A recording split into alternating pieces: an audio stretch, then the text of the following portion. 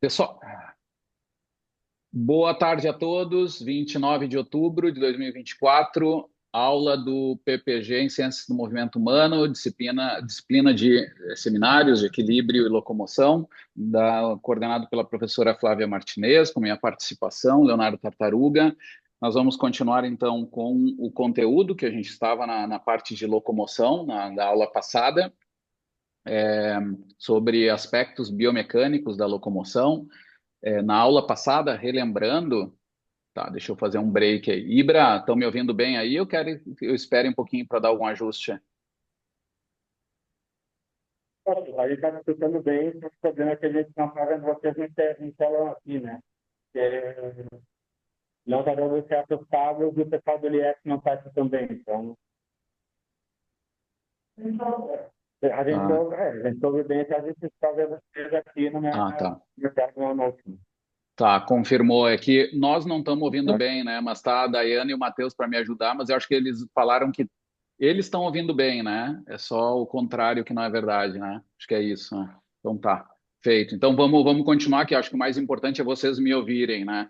E aí depois, quando surgir perguntas, aí nós vamos ter que ver, porque o som tá bem arranhado, né, gente?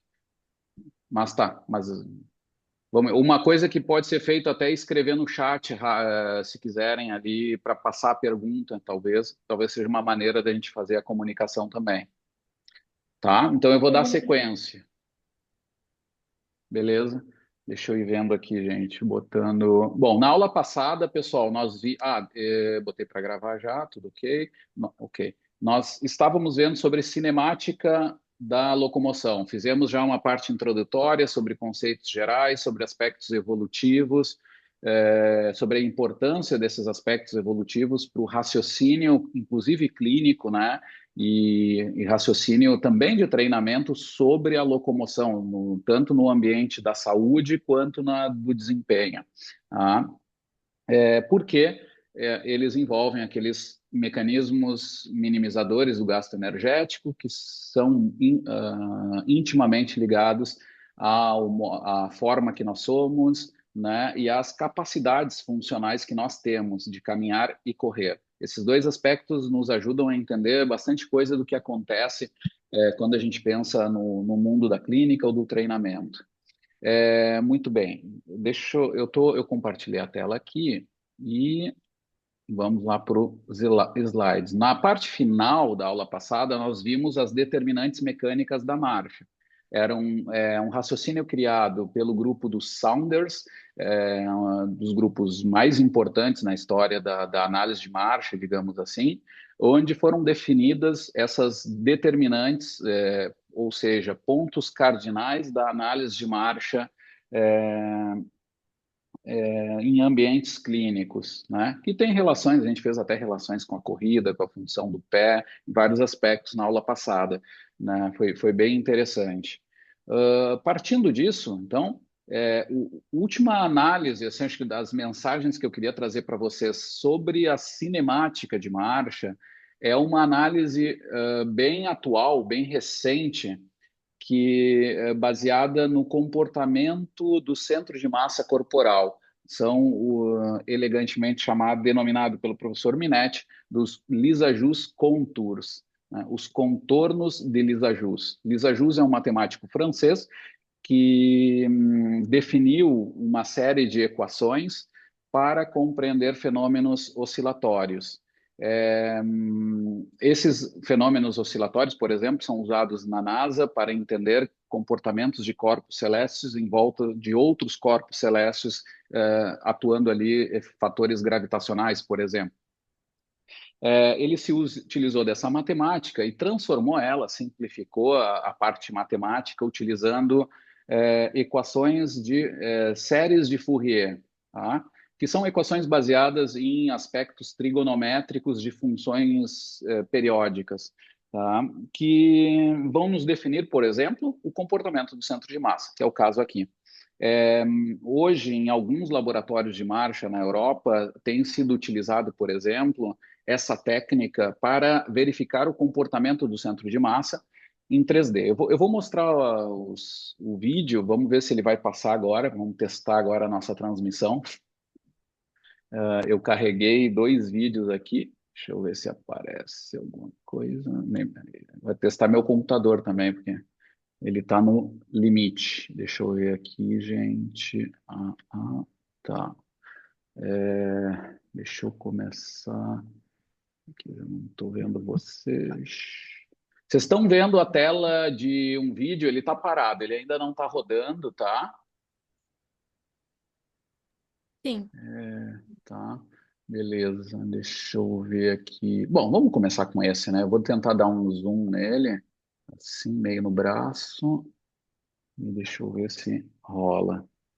Esse aqui são algumas figuras do Lisa Jus. Para a gente entender essa figura tridimensional que o centro de massa faz na marcha, tá? Imaginem a pessoa caminhando em cima da esteira. Então, não é no solo, tá? Porque no solo não vai encerrar nunca um ciclo. Tá? Esse ciclo se encerra quando nós fazemos uma análise no plano local, digamos assim, tá? Que é, por exemplo, o caso da esteira, onde tu tens oscilações, né? Durante a caminhada na esteira, nós vamos um pouco mais para frente e um pouco mais para trás. Isso em modo cíclico. Além disso, nós temos também efeitos até de baixa frequência. Muitas vezes, ao longo de vários passos, nós vamos um pouquinho mais para frente, um pouquinho mais para trás. Mas mesmo num ciclo, a gente tem essa oscilação, tá? No centro de massa, que nos permite compreender o comportamento do centro de massa de um modo bem interessante. Controlado, a gente pode avaliar assimetrias, por exemplo, desse centro de massa, e que podem ser pontos de partida de análises mais pontuais na marcha. De novo, a série de ações musculares que vão nos dar esse resultado.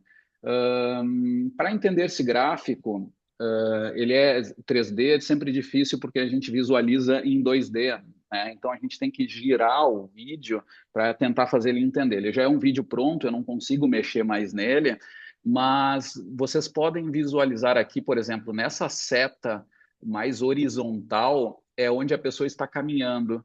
Tá? Ele está apontando para essa seta aqui horizontal. Tá? É, e aqui a gente tem alguns exemplos. Deixa eu ver. Ele está rodando os 2 vídeos, né? Eu vou voltar para o primeiro vídeo, que é o da caminhada normal, e depois a gente vai para essas situações de mais alta velocidade.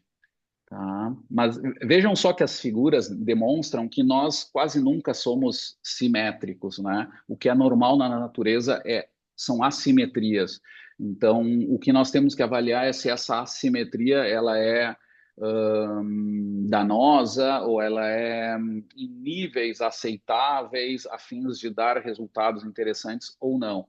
Aqui a gente tem um caso, por exemplo, da caminhada e o ponto ele gira ao longo do tempo.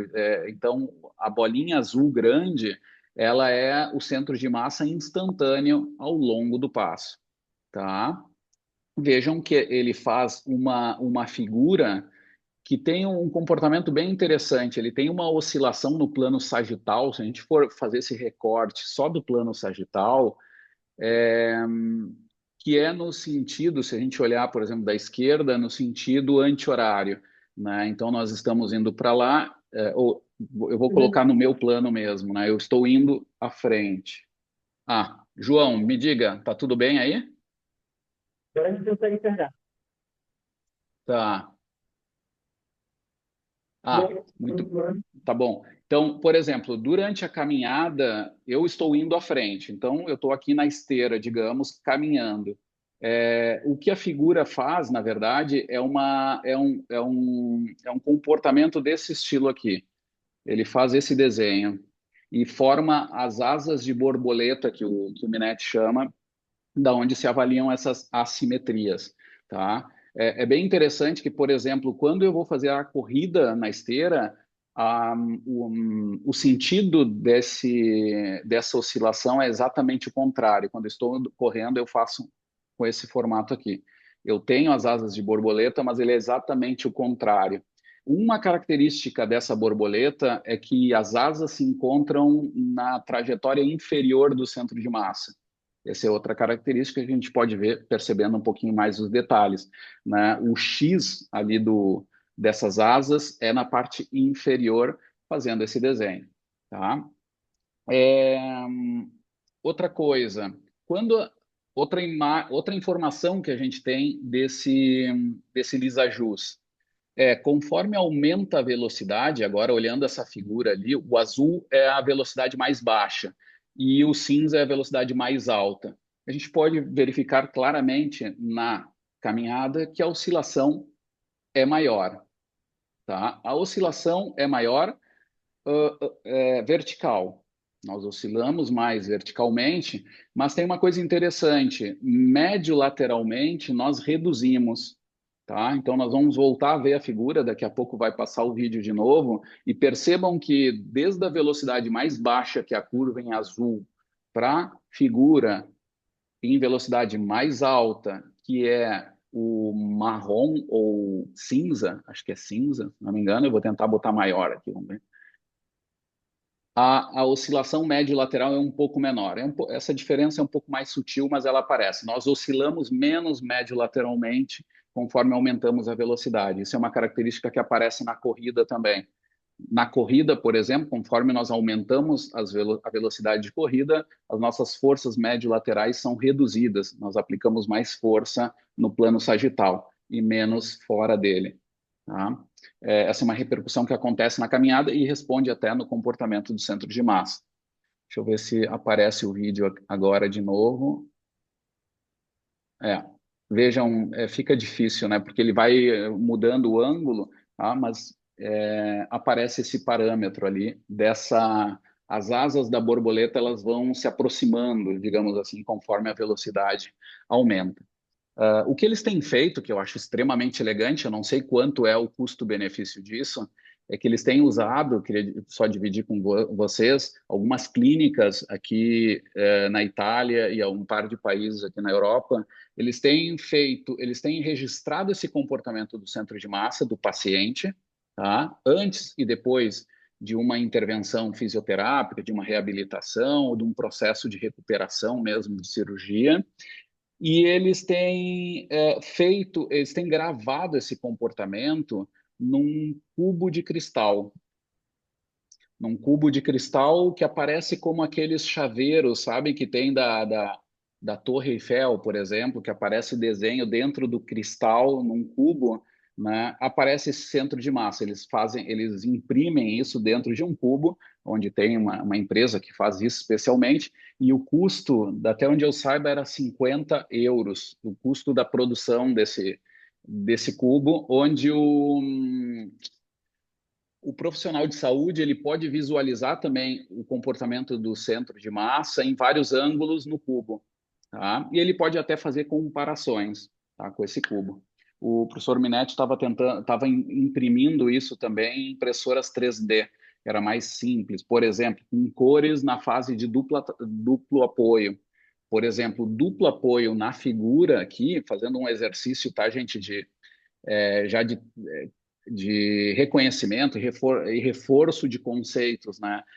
A fase de duplo apoio da caminhada acontece na fase inferior da trajetória também, onde há o cruzamento dos X ali, é onde há essa fase de duplo apoio, é onde o centro de massa é mais baixo, é quando estamos em duplo apoio, é quando está mais baixo. Depois, quando estamos em apoio simples, o centro de massa oscila um pouco lateralmente para um lado, depois para o outro, dependendo do pé que está em apoio, tá?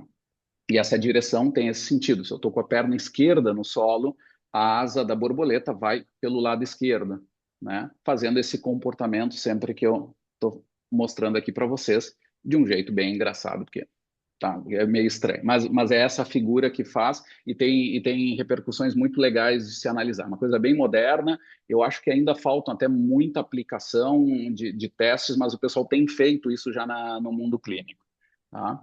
Então, divido aí com vocês um pouquinho. Deixa eu ver. Tá, mostrei aqui um pouquinho, caminhada. Tá, as velocidades aqui que eu comentava para vocês, o cinza não era o mais rápido, desculpa, era o amarelo, mas de qualquer jeito as figuras mostravam bem, o azul era que tinha menos oscilação vertical, depois o amarelo e o cinza eram os maiores, tá? Bom, depois tem outras coisas aqui, mas eu já vou passar. Vamos. eu gostaria de começar com vocês agora, hoje, sobre os aspectos que a gente chama da dinâmica da locomoção, ou mais especialmente da cinética da locomoção, tá? Lembrando, cinética, quando a gente fala de cinética, a gente está tratando de forças, né? Então, lembrando da biomecânica básica.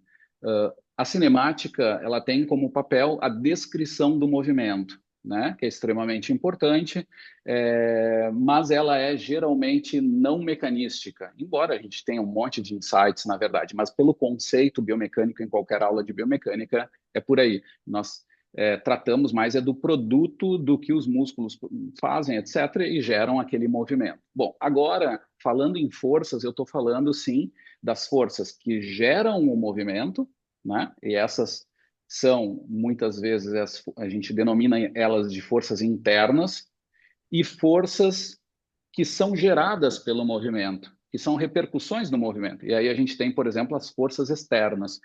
A principal, que está citada ali, são as forças de reação do solo, né? Que tem relação com impacto, com lesões. Tá? Existem análises no domínio do tempo, existem análises no domínio da frequência desses sinais, desses dados de força. Nós vamos aqui ver quase que totalmente os dados de forças no domínio do tempo. Em última análise, nós vamos tratar também dessas forças internas por estimativas ou macromodelos biomecânicos, que são a técnica da dinâmica inversa, por exemplo, que o professor Jefferson Loss desenvolve há muitos anos na sua linha de pesquisa, e análises que também nos informam sobre potência e trabalho mecânico muscular, que aí entram os modelos que nós também usamos, o modelo de Fenn e Cavanha, que é o que a gente usa para analisar eficiência mecânica de locomoção, por aí vai. Tá? Todas essas análises geralmente se utilizam de macromodelos biomecânicos. É um nome bonito para informar que quase sempre eles integram mais de um tipo de sinal biomecânico para estimar essas forças internas e suas derivativas no seu trabalho e potência mecânica. Tá? Então, um resultado disso muito aplicado, que eu vou ver se consigo terminar hoje, mas sabem que eu sou terrível com o tempo, então talvez não seja hoje, não vou prometer, é sobre o Joint Power Analysis. As análises, nós vamos verificar efeitos de velocidade, de inclinação, sobre os momentos articulares, tá? Forças também articulares, forças internas, tá? E inclusive trabalho, potência muscular. Bom, vamos entender essas questões de forças. Então, nós temos as forças externas, tá? Aqui existe sempre uma ideia de balanço de forças. Na fisiologia, vocês já devem ter ouvido falar sobre o balanço energético do exercício, tá? No fim das contas, a locomoção também ela vai se tratar de uma série de equilíbrios entre forças externas e internas, tá? Ou seja, meus músculos vão ter que produzir forças para equilibrar, né, e resistir às forças externas necessárias para gerar o movimento. Tá? Então, esse é o discurso até meio filosófico para a gente entender a coisa. Quais são essas forças externas? Eu comentei para vocês. As principais, geralmente mais de 80%, 90% das forças que eu tenho que gerar contra o ambiente são forças de reação do solo, que são denominadas de ground reaction forces, ok? Eu tenho também, em locomoção, na caminhada, é sempre, digamos assim, vamos colocar assim, é quase sempre negligenciável, não importante, né? Importante que são as forças do ar, resistivas do ar, né? Se eu brinco que quando eu estou na caminhada e tenho forças do ar que são importantes, é porque eu estou em Imbé caminhando contra o Nordestão, né? Aí a gente sente bem essa diferença e nota como quando muda de lado e vai voltar, como tudo muda, né? Quando nos ajuda ou não, tá? Mas fora essas situações atípicas assim, elas não, elas são geralmente negligenciáveis. Faltou outro termo também que se usa, mas é um dos elegantes para dizer que a gente não considera. Embora a gente saiba que esteja no meio fluido e a gente tem que vencer esse meio, mas a gente considera como não importante. Na corrida ele toma mais importância. Em baixas velocidades não é importante, mas eu já trago para vocês um dado que depois eu vou trabalhar um pouquinho mais, que em ritmos, por exemplo, de maratona, um dos fatores que se estão estudando para fazer com que o homem chegue à quebra do recorde das 2 horas naquele estudo, naquele grande projeto o To Break da Nike, com ele e do Kipchoge, era a questão da resistência do ar, era colocar corredores à frente para que o corredor principal pudesse correr reduzindo a necessidade de produzir essa força contra essa resistência, né? Portanto, reduzindo essa força externa, digamos assim, com essa estratégia, tá? E esse dado é bem interessante, porque ele realmente, até o Edson, nosso estudante, ex-estudante nosso, que hoje é colaborador do Locomotion e faz o doutorado na França, ele inclusive participou desse projeto, onde ele inclusive publicaram um baita trabalho sob a coordenação do professor Kran, onde eles viram que esse efeito dessa força, dessa redução dessa força externa, ela implica numa melhora de economia do corredor, que tem impacto sobre o desempenho, inclusive com um tempo maior do que é hoje a diferença do recorde oficial para o limite das 2 horas. O recorde hoje é 1 minuto e 20, talvez eu esteja enganado. Tem aí o Matheus, tem o pessoal da corrida, mas que eu lembre, é 2 horas e 1 minuto e alguma coisa. E esse efeito controlado, ele impacta sobre a questão de economia e, por fim, desempenho em torno de 3, 4 minutos. Ou seja, maior do que essa diferença hoje. Então, se espera que se possa fazer com essa estratégia, mas aí tem regramento também, tem vários problemas, porque colocar um cara correndo à frente 2 horas, tem que ter alguém que aguente esse ritmo, né? Tem que se trocar ali os efeitos, aí tem regras e tal. Tá? Mas é algo que no ciclismo é super estudado, é super importante por causa da questão da velocidade. Nós vamos falar um pouquinho disso agora, para vocês entenderem um pouco esse efeito. Eu coloquei 3 exemplos. Na caminhada, não importa nada, se a gente não estiver no nosso Nordestão, que eu estou com uma saudade enorme de ver, né? Aqui em Pavia, mas daqui um mês estou por aí. Temos as velocidades baixas de corrida, mas temos as velocidades de ritmos de maratona, que não é pouca coisa, é 20 quilômetros por hora, vamos lembrar, porque parece que, ok, é uma velocidade de aeróbica, digamos assim, mas é aeróbica para esses caras, né, top no mundo, 20 quilômetros por hora. E temos até medidas, que é um desses estudos do PUG de 71, onde ele estimou, por exemplo, que ah, ah, que a prova de 100 metros, tá? Na prova de 100 metros, 20% de toda a energia que meus músculos têm que produzir, tá? Ou seja, forças que ele tem que produzir contra o ambiente, são para vencer a resistência do ar. E o resto dos 80% é para as forças de reação do solo. Ou seja, já se torna muito importante. Enquanto que lá no ritmo de maratona era em torno de 4% a importância, que parece pouco, mas ela implica sobre o recorde algo super importante, na corrida de velocidade se torna 20%. E no ciclismo é o contrário. No ciclismo, em ritmo de prova, a, essa função, esse objetivo de vencer a resistência do ar envolve mais de 90% de todo o gasto de energia. Por isso que é tão importante a questão da posição, de correr à frente e tal. Tá? Então, a gente tem aí exemplos práticos de como é importante esse efeito. No nosso caso, pouco, tá? A gente vai tratar muito de caminhada ou corridas, muitas vezes para corredores recreacionais, mas onde tenham esse fator, lembrem que tudo isso vai aumentando de importância. Tá? Um dado que acho que é interessante, biomecânico, para se pensar, que se vocês levarem isso para casa, eu ia adorar, é que na natação, a gente aprende sobre a lei do quadrado da velocidade. Não sei se já ouviram falar disso. Tá? Que ela nada mais é do que uma interpretação da equação geral dos fluidos, tá? Que vai indicar que para a força que eu necessito para vencer o ambiente, que no caso é a água, que é muito denso, né, muito mais denso do que o ar, tal, envolve uma função que é relacionada à velocidade ao quadrado. Essa equação geral dos fluidos vem com a velocidade ao quadrado. Significa dizer o seguinte: para eu alterar a velocidade, o preço dessa alteração dessa velocidade é ao quadrado.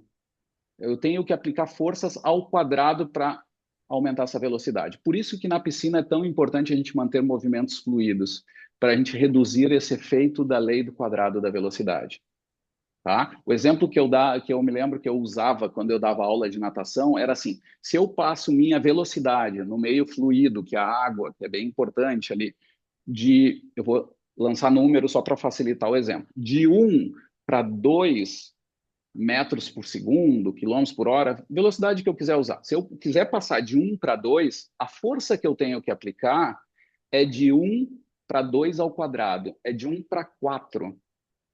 Eu tenho que aumentar 4 vezes a força que eu aplico para aumentar minha velocidade 2 vezes.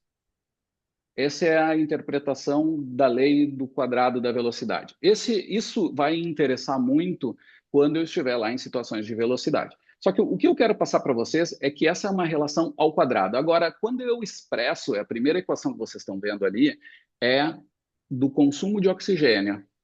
Vejam que tem um pontinho sobre o V ali, que indica que é a primeira derivada do consumo de oxigênio. Tá? Significa que é uma função do tempo, é uma potência energética que eu tenho aqui. É mililitro, quilograma, minuto, por exemplo, a unidade mais comum do consumo de oxigênio. Isso é um dado de potência metabólica. Tá? Quando eu trabalho sobre a potência e a sua relação com a velocidade, na força era ao quadrado. Quando eu falo de potência energética, a relação com a velocidade é ao cubo. É mais importante ainda, qualquer alteração de velocidade que eu tiver que fazer, eu vou pagar o preço tendo que aumentar a potência para alcançar aquela velocidade ao cubo. O preço disso é ao cubo. Ou seja, naquele exemplo que era de 1 para 2 e a força ia de 1 para 4, a potência vai de 1 para 16, no caso, se não estou enganado. Tá? Por aí. Então, é bem mais pesado o preço em termos de potência energética. Tá? Essa é uma interpretação. De novo, quando eu estou em velocidades muito baixas, isso não importa tanto. Mas quando eu estou em velocidades mais altas, onde interessa e tal, esse preço de oscilações de ritmo também tem relação com esse valor ao cubo. Tá? Essas relações gerais são interessantes de lembrar. Era essa que eu queria trazer para vocês. Uma delas é a área frontal, mas a gente não pode fazer nada contra isso, né? A área frontal era frontal, tá? No caso da corrida, o que nós podemos mudar é no ciclismo, em outras situações, mas no nosso caso, não tanto. Tá? Aqui eu tenho um exemplo, tem uma figura, eu adoro essa figura, de um livro em italiano aqui de fisiologia, do professor Di Prampero, tá? Que é uma grande referência nossa da escola de Margaria aqui italiana, de onde eu estudei no meu doutorado e sigo e tal. Ele mostra nessa figura curvas de custo energético de vários tipos de locomoção. O que nos interessam é a curva da caminhada, que é uma curva em U, tá? Embora a parte U aqui seja meio achatada embaixo, mas é curva em U. Eu tenho a curva de corrida, que é aqui, uma leve oscilação, porque aqui eu estou tratando da corrida no ambiente aberto, onde eu tenho uma resistência do ar também. E aqui eu tenho situações de ciclismo. O que ele mostra aqui é que o efeito do ar, conforme eu aumento a velocidade, essa área mais alaranjada, amarelada aqui, ela é o componente do gasto de energia para vencer a resistência do ar. Então, por exemplo, no ciclismo de velocidade, os ritmos de velocidade, quase todo o custo energético, mais de 90%, é para vencer essa resistência do ar. Depois tem que vencer a resistência de rolamento interno, com contrações, mas são muito baixa a fonte. né? Aqui tem também patinação, tem outros casos que não nos aplicam tanto, e na corrida tem esses efeitos aqui, que são pequenos, mas quando contabilizados ao longo tempo, isso tem impacto energético. Na caminhada tem pouca aplicação, a menos que tenha uma condição extra, né, de muito vento, alguma situação extra, tá? Então isso aqui, esse gráfico nos ajuda a entender aquele dado que eu tinha comentado para vocês da importância dessas forças externas, digamos assim. Muito bem, vamos para as forças de reação do solo, tá? Classicamente, bom, essas forças, elas são obtidas através do uso de plataformas de força, tá? Que é a dos equipamentos em biomecânica que tem menos ruído, menos pontes de erro. As forças de reação do solo, elas vejam que são chamadas sempre no plural, e não é por acaso, porque a resultante delas é uma bela de uma seta, né, que indica ali que é um dado vetorial, né, uma unidade vetorial, tá? Onde ela tem inclinação nessa seta, ou seja, ela tem suas componentes dessa resultante, que é a componente vertical, componente médio-lateral e a antero-posterior. Tá? Por isso que são chamados de forças de reação do solo. Tá? Porque a cada instante do pé com o solo, eu tenho 3 componentes dessa força resultante. Eu vou tentar mostrar para vocês como ela aparece graficamente. Não vou nem pensar em usar equações, porque há anos já não falo disso. Vou falar para vocês das funções mesmo, intuitivamente, para vocês entenderem na análise biomecânica o que são elas, que isso é o essencial para nós. Tá? Entender o sentido delas no mundo físico mesmo e como elas impactam no nosso movimento. Vamos lá. Aqui estou mostrando para vocês um vídeo no plano sagital, tá? De uma pessoa caminhando. Aparece a pessoa caminhando e depois aparece as forças resultantes a cada instante do passo. Então, entre uma seta e outra passa um tempo X, que depende da frequência de amostragem aqui que está colocado ao longo do passo, tá? Para nós termos uma referência, isso é bem comum na cinética de locomoção, na análise de forças de locomoção, é normal vai ficar redundante, é normalizar os dados de força em relação à força-peso, tá? Então, lembrem da força-peso. Eu subo na balança, eu tenho 100 quilogramas, né? Eu multiplico a minha massa corporal, que é 100 quilogramas, pela aceleração gravitacional, eu tenho minha força-peso. Minha força-peso lá é em torno de 1.000 newtons, tá? É 981 newtons, até para ser mais exato, porque a aceleração gravitacional é 9,81.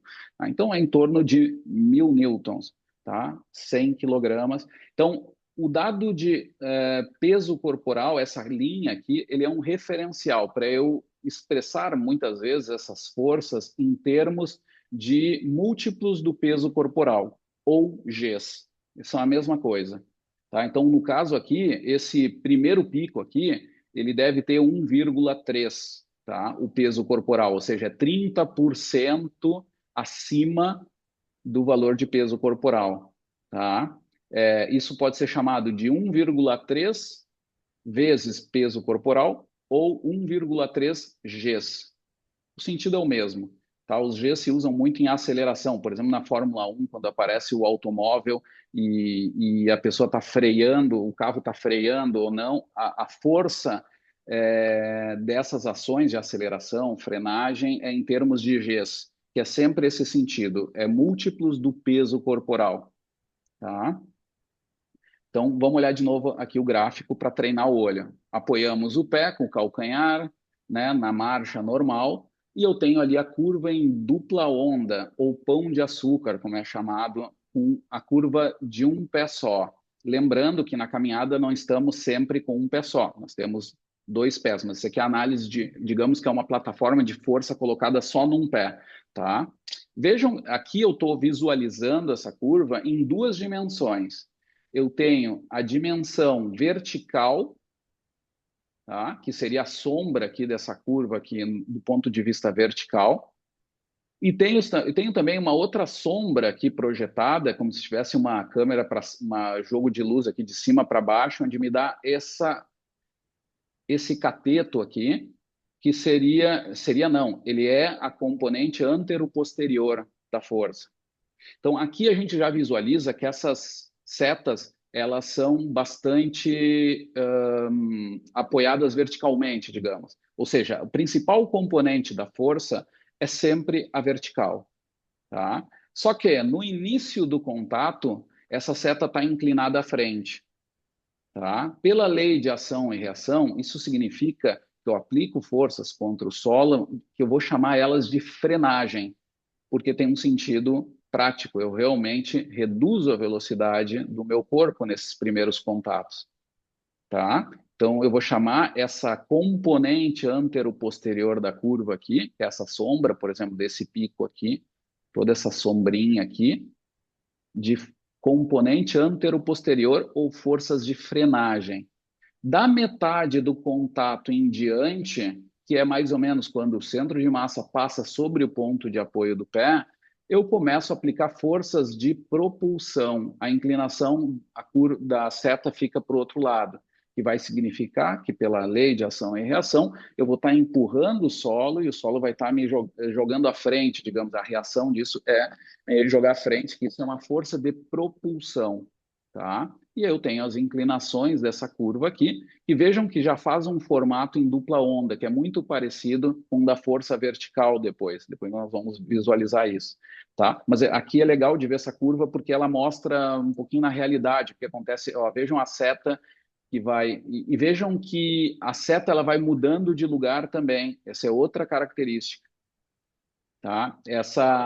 A origem dessa seta aqui, ela vai me indicar o centro de pressão, o COP, tá? Que nós usamos tanto em testes de equilíbrio, por exemplo, na plataforma de força. Nós estimamos com maior erro é bom, com maior erro quando a gente usa sensores de pressão plantar, por exemplo, né? O COP, ele indica isso, é onde se centralizam as três componentes em relação ao pé, tá? Então vejam claramente que esse centro de pressão começa mais no calcanhar e vai à frente, tá? Na corrida muda bastante em função do tipo de apoio. Opa, o João parou tudo. João, ufa, que bom, alguém parou aí para me perguntar alguma coisa? Diga, vou até tirar um pouquinho esse vídeo aí. Fala tudo. Bem mal, cara. Vamos tentar. Em relação a esse centro de pressão, né, que você está falando, você pega primeiro no calcanhar e depois vai para a ponta, mas isso aí é uma questão de uma pessoa que caminha em retropé, né? Como é que funcionaria esse centro de pressão numa pessoa que vai de antepé, se isso influencia, né, na questão do desempenho de marcha dela, né? Sim, boa pergunta, tá? No caso da marcha, sim, quando tem a marcha patológica, esse centro de pressão, ele é muito difícil dele retroceder. O que pode acontecer, sim, é que ele seja já em técnica de meio pé ou antepé, tá? O médio pé ou antepé, que não tenha essa trajetória do calcanhar, tá? O pé entra muito chapado ou ele já entra em ponta de pé por causa de algum padrão locomotor, como eu mostrei na aula passada do stroke, né? Que já entra com a ponta de pé ali apoiada, porque aí ele vai perder muito da função dele, já não tem gastrocnêmio para jogar à frente, porque ele já vem com a flexão plantar. Nesses casos, a característica do COP, ela é simplesmente não ter trajetória à frente. Ele já começa o apoio em meio pé ou antepé, e aí ele oscila muito pouco. Ele vai um pouquinho para frente e volta. E às vezes, quando é em antepé, ele nem oscila, ele fica naquela posição ali, e isso é muito ruim. Por exemplo, isso aí indica depois, a pressão plantar vai confirmar, mas vai muitas vezes indicar uma pressão enorme em dedo maior. Isso pode levar a problemas até de pele, inclusive, e tal, por causa desse apoio muito grande anteriorizado, tá? E lembrem disso também, esse comportamento ele já mostra que as determinantes de marcha vão vir complicadas já. Lembrem da determinante, aquela do calcanhar, já vai vir completamente alterada. A determinante também do retropé no final, do antepé no final, também vai estar prejudicada, porque ele não tem a ação, ele já vem com apoio e não tem movimento ali. Então ele vira uma estaca, um shaft, que se diz no inglês, e tu perde essa ação de mobilidade ali, tá? Isso vai fazer reduzir bastante também comprimento de passada, funcionalidade, tá? O centro de pressão, essa medida que nós estamos vendo agora é o padrão ouro para a medida do centro de pressão, tá? A de pressão plantar é uma estimativa, porque pressão plantar tem só dados de pressão vertical e a distribuição dessa pressão vai dar o centro de pressão, mas ele não, a pressão plantar ela não tem os dados de forças anteroposteriores nem médio-laterais, então é uma estimativa desse centro de pressão. Embora seja bem validado, tá? Não tem nenhum grande problema, assim, tem que ter só o cuidado com a análise e saber dessa questão biomecânica. Obrigado, João, pela pergunta. Pessoal, façam.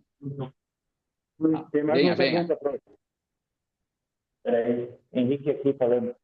Oi, Uma diga. pergunta que parece boba, mas por eu ter pouca prática na questão de centro de pressão, eu venho tendo ela há cerca de um mês atrás estudando essas variáveis, né?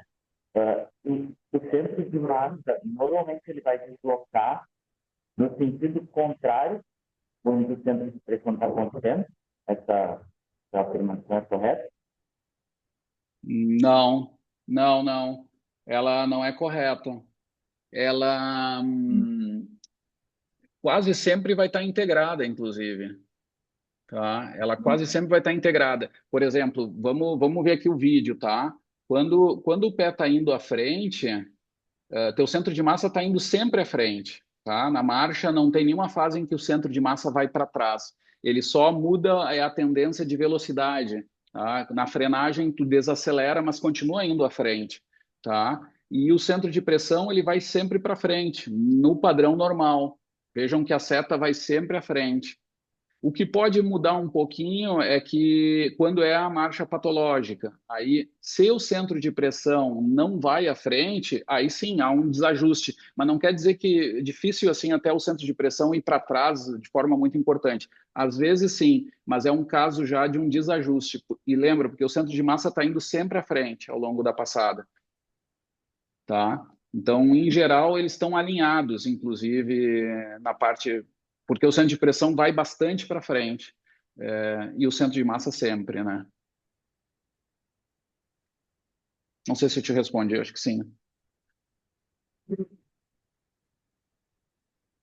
Diana, não dorme aí, gringa, te liga. Pessoal, não sei se eu avisei, fazendo brincadeira, hein? Mas a professora Flávia avisou no início da aula que não estaria porque tem questões de saúde, tá? Envolvendo a família dela, tá? Eu acabei tocando a aula, já me esqueci de dizer isso, tá? Mas lembrem disso, daqui a pouco ela tá com a gente aí, deve estar ouvindo até a gente, mas ela tá Tô, tendo tô, cuidados aí com a tô família, ouvindo. tá? Eu Daqui a tô pouco. ligadíssima aqui, mas é o seguinte, pessoal. Obrigada, Tarta, pela oportunidade aqui de falar melhor pro pessoal. Eu tive, então, uma situação da minha irmã, tem uma irmã solteira, e ela ontem fez uma cirurgia de emergência porque teve uma apendicite e rompeu o intestino. Então, às 2 horas da manhã, ela foi operada. Então, o que eu estou fazendo? Eu estou providenciando a transferência para o quarto, tá, pessoal? Então, por isso que eu estou aqui na escuta. Vamos ver se eu consigo chegar a tempo aí, tá? Agradeço muito Tá. aí a compreensão.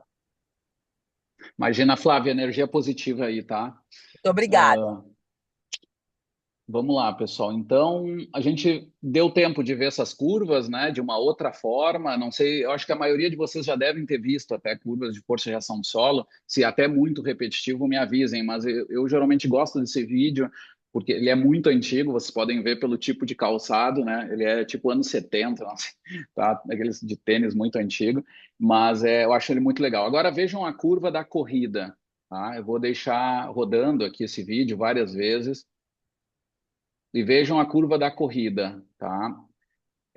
Ele acontece muito rápido, tá? Mas é uma técnica de retropé, tá? O Rear Foot Striker se chama, que é o clássico técnica de corrida de longa distância, tá?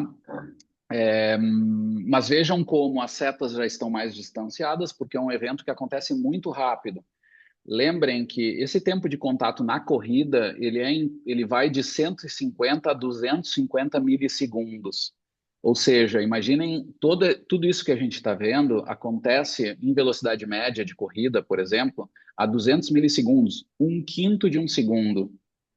Um quinto de um segundo, é muito rápido, tá? Então, é uma situação que desafia o corpo, porque tu tens muitas forças, vejam o tamanho das setas, tá? Então, e são muito verticais também, tá? Embora bem no final ali, bem no início, elas tenham um pouquinho de inclinação, mas a maior parte é das forças, são as componentes verticais que vão estar relacionadas a essa situação, e isso significa o quê, em outras palavras?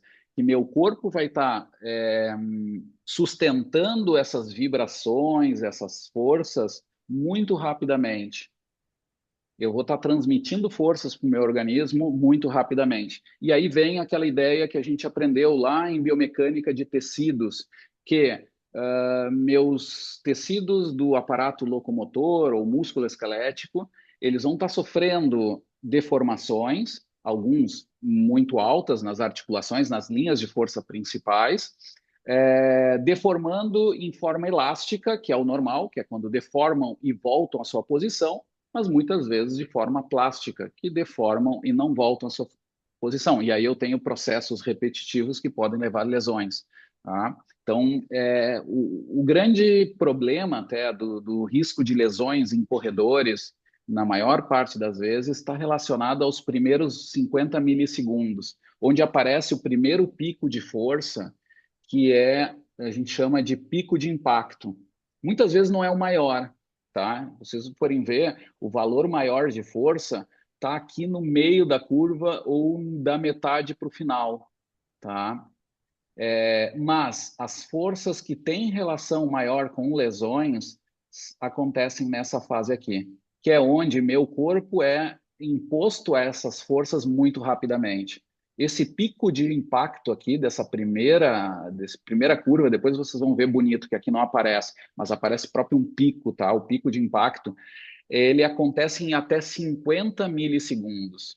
Isso significa um segundo dividido por 20. Tá? Não dá nem para a gente, não é intuitivo, mas é muito, muito rápido. Tá? Vejam que essas forças são da ordem, nessa velocidade aqui, de mais de 2 vezes o peso corporal. Então, a gente pode ver aqui, qualitativamente, aqui está a linha de referência, o pico está por aqui, está mais do que o dobro, 2 vezes. E esses valores, em velocidades de sprint, podem chegar até 4, 5 vezes o peso corporal. Tá? Ou seja, são forças muito intensas e é um grande desafio realmente para os treinadores, para todos os profissionais que vão trabalhar com corrida, reduzir esses riscos de lesão. Né? E é engraçado, eu já vou começar aqui misturando um pouco, mas eu estudo isso desde os anos 90, tá? E os primeiros estudos epidemiológicos mais sérios eram dos anos 90. E é engraçado que se passaram aí 30 anos, quase 40 anos, e as causas de lesão e a frequência de lesão continua muito alta. Os níveis são alarmantes. E não é que os volumes tenham aumentado muito. Para vocês terem ideia, daqueles anos para hoje, o ciclismo dobrou em alguns casos de grupos de treino de atletas, até triplicou. A corrida oscilou. Em algumas situações aumentavam-se o volume, em outras se reduzia, porque depois dos estudos do Costio, por exemplo, onde mostraram que a qualidade de treinamento era importante, o volume reduzia bastante, mas claro, aí se aumentava a velocidade também, então aumentava os picos, e a corrida continua sendo esse desastre. Ele envolve desastre, eu digo, não estou reclamando dos treinadores, senão o Matheus vai ficar bravo com a gente, né? Mas o nível de lesão continua sendo muito, muito alto em comparação a qualquer outro grupo de atletas, assim, tá? É um nível muito, muito alto. Porque uma das repercussões, para começar a entender essa biomecânica, esse problema inicial aqui e o nível de forças que eles são sustendidos e depois o volume que são, tá? Porque se vocês forem pensar num saltador, por exemplo, do atletismo, salta com valores, o triplista chega a 7 vezes o peso corporal. É um absurdo de cargas. Mas certamente a frequência, o volume de cargas é muito menor, né, do que os corredores. Então tem também essas otimizações aí de volume e intensidade da carga. Né? Vejam aqui, gente, esse aqui é o que eu gosto de dizer que é uma curva de livro, tá? De força de reação solo. Nem sempre vem assim bonita, tá? Mas a cara tradicional da força de reação do solo, nesse caso, esta que nós estamos vendo é a componente vertical, tá? É a força vertical, tá? Então, é aquela componente vertical daquelas setas que vocês viram antes, tá? Onde se apresenta claramente aqui o pico de impacto, que é chamado também de força passiva, tá? Ou pico passivo, e a segunda aqui, que é a força ativa, ou pico de força ativa, tá? É uma simplificação de um fenômeno que só trata de predominâncias, mas não quer dizer que quando eu estou aqui na fase passiva, eu não estou transmitindo forças por contrações também. Não é verdade isso. Mas predominantemente os limites de lesão nessa fase inicial aqui são de estruturas passivas. Tá? É aqui que eu lesiono mais articulação, tendões, tecidos que transferem mais do que geram energia. E nessa segunda fase aqui, eu tenho a minha fase de propulsão, onde eu tenho lesões do tipo de isquios crurais, né? Já estou com o italiano na cabeça. Os isquios tibiais, por exemplo, nessa fase. Tá? Claro que essa curva aqui não representa, é uma força externa e depois eu tenho todo um padrão de movimento, muitas vezes até no balanço, não é nem em contato que acontece essas lesões mais musculares, tá? Mas lembrem dessa divisão. No primeiro termo aqui que o material vem é absorção ou frenagem, no segundo é propulsão ou geração, tá? Então tem esse sentido. Eu vou gerar forças, enquanto no início eu absorvo, depois eu gero. Isso tem relação com ciclo, alongamento e encurtamento também. É dali que vem esses termos, porque meu corpo, ele está, do ponto de vista de trabalho mecânico, ele está na primeira fase, ele está em trabalho negativo, excêntricas. Tá? Minhas unidades músculo-tendão, especialmente músculos, aqui para facilitar, os músculos estão gerando ações excêntricas, os extensores, os antigravitários, e numa segunda metade aqui, esses músculos estão gerando contrações concêntricas e estão aumentando os níveis de energia mecânica, ou seja, estão reacelerando e voltando a elevar o centro de massa, que é ganhar energia potencial. Tudo isso é trabalho positivo, por isso se chama geração. Tá? Vem dessa interpretação que já envolve um pouco o trabalho mecânico. Aqui tem uma curva um pouquinho mais realista do meu velho SAD, essa curva eu devo ter feito, não sei, uns 20 anos atrás, onde se analisam vários parâmetros dessa curva. Tá? Várias delas até não têm grande sentido clínico, assim, mas nos ajudam a entender todos os pontos que são mais estudados na biomecânica da corrida.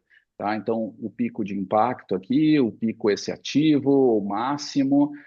Vejam aqui a curva de força antero-posterior. Tá? Claramente aqui fica fácil de visualizar as forças de frenagem aqui, que muitas vezes é dado em valor negativo, porque a frenagem aqui está em positivo, e essa aqui é a força de propulsão, que seria a antero-posterior à frente, né? Aquela que me empurra à frente, e a primeira é que me frena o movimento. E meu centro de massa obedece exatamente esses padrões aqui. Ele frena até esse ponto, sempre vai à frente, tá? Lembrando da resposta lá para o Henrique. Né? Mas ele vai frenando, a velocidade vai reduzindo, e depois ele volta a acelerar daqui para frente. Eu vou aplicando forças de propulsão. Meu corpo volta a acelerar à frente. Tá?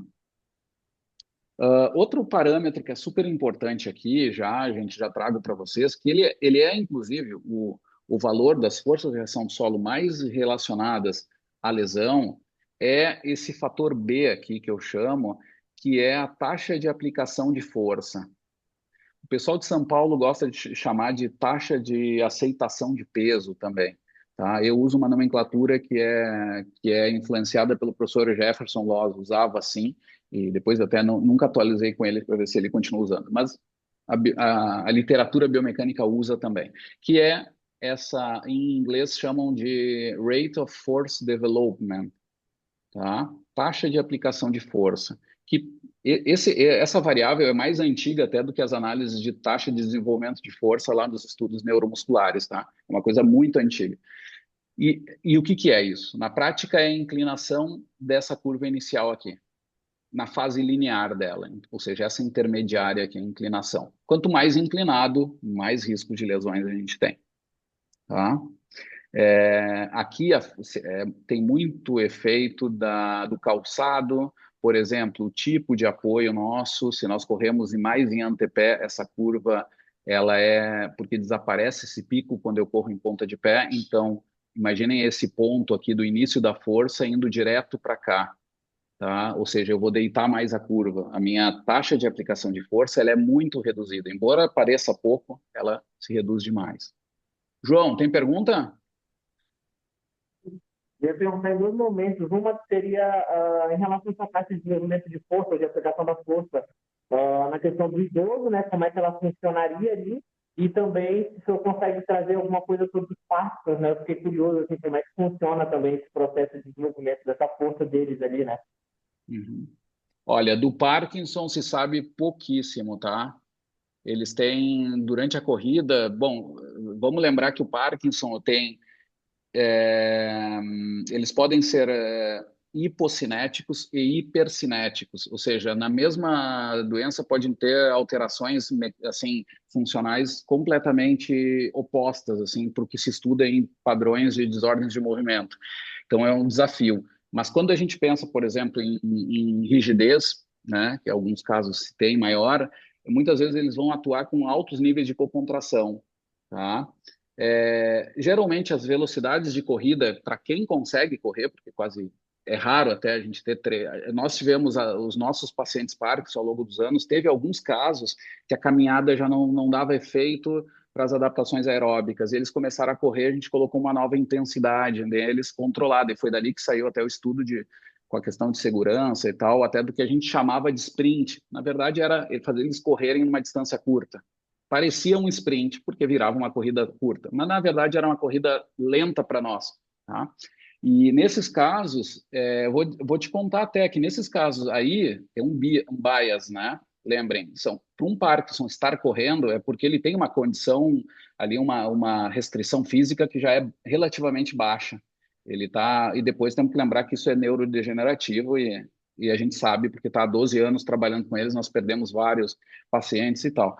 Mas quando eles conseguiam correr, o que eu queria dizer para vocês é que chamou atenção para aquelas velocidades de corrida que eles faziam, a técnica deles era semelhante à dos grupos controle, mesmo quem tinha restrição de movimento.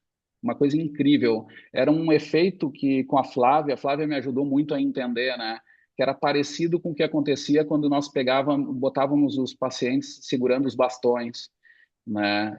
A teoria que eu aprendi com a Flávia é que há uma liberação de vias de dopamina quando eles fazem uma ação manual e eles conseguem abrir amplitudes de movimento até em pacientes que eram mais reduzidos, assim, né? Até no início a gente mostrava os vídeos da caminhada nórdica, a gente tinha que ter cuidado, porque as pessoas achavam que a gente tinha achado a solução da doença, coisa assim, parecido com a ideia da levodopa, né? A gente tinha que dizer, não, a gente não achou, só que durante o treinamento, a gente conseguia aplicar ali intensidades interessantes, e tinha que ter muito cuidado, porque eram padrões de movimento que eles não tinham durante o dia, que durante a caminhada, por causa desse fator manual, eles conseguiam. No sprint acontecia uma coisa muito parecida. Os mecanismos não tão bem estabelecidos, a gente só especulou que era ligado a essas liberações de vias de dopamina, que era a decisão do 3-2-1 a um estímulo psicológico, que é sabe a adrenalina que nós temos quando parte para um sprint, né? Nós dávamos a decisão e eles explodiam, né, para a ação do sprint. E é muito engraçado. Todos esses que tinham essa característica de poder fazer o sprint, eles desenvolviam sem as restrições que esses mesmos tinham, não todos, mas alguns poucos que tinham, caminhando, desaparecia na corrida. E aí a gente tinha que ter muito cuidado, porque fazia eles andarem em amplitudes que as unidades músculo-tendão não estavam acostumadas, então tinha que ter toda uma adaptação para isso. Mas deu certo, a gente testou segurança, etc., e o sprint não alterava, tá? Para te dar um resultado, assim, não alterava para aquelas velocidades, sempre reduzidas. Para o caso do envelhecimento, tem um fator que é fundamental a gente pensar, tá? Que está ligado ao que eu estudei no doutorado. O, o corredor master idoso, tá? Ele corre sempre com uma frequência de passada maior e um comprimento de passada menor. Então, eles têm forças de reação do solo menores. isso não indica que seja eficiente, tá? E, inclusive, riscos de lesões eles têm bastante, porque eles também têm situações limites ali de produção de força, por exemplo. Durante aquelas velocidades com alta frequência e pequeno comprimento, imaginem, é um problema balístico, eles têm um menor comprimento, oscilam menos. Por outro lado, eles têm menor força, então, aquela força relativa para sustentar esse impacto é igual ou menor. Então, não tem vantagem nessa alta frequência. Eles pagam, inclusive, energeticamente. Boa parte do porquê que eles são menos econômicos é porque eles têm comprimento de passada pequeno e tal. E isso não dá maior vantagem do ponto de vista de lesões, por causa dessa questão também das forças para sustentar essas forças externas. Eles têm geralmente menor. Tudo isso depende de estilo de vida, treinamento de força associado, mas o envelhecimento em geral traz isso, tá? São resultados assim Uhum. meio gerais para trazer esse problema. E outro resultado interessante, complementando o que o João perguntou, é que o idoso tem um mecanismo elástico piorado, tá?